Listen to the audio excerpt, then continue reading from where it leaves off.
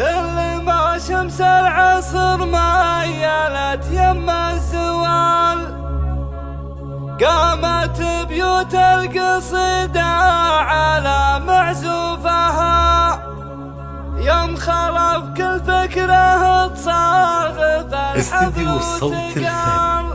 استديو صوت الفن للتواصل 05 32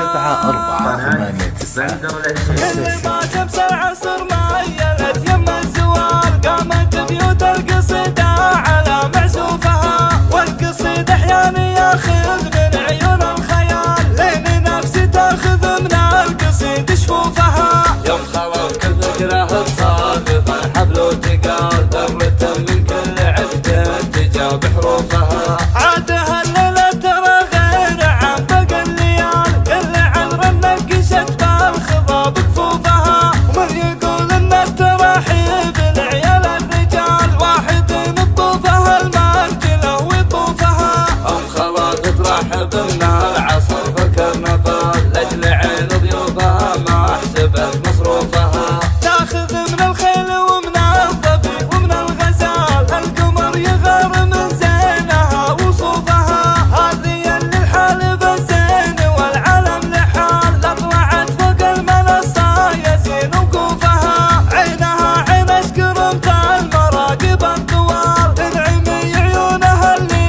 بشر يشوفها بنت من مجد على الارض باقي لا يزال ما هي ارتبت تواريخ عرض كتوفها كل ما شمس العصر ميلت يم الزوال قامت بيوت القصيدة على معزوفها والقصيد احيانا ياخذ من عيون الخيال لين نفسي تاخذ من القصيد شفوفها يوم خلاص استديو صوت الفن. استديو صوت الفن للتواصل 05 32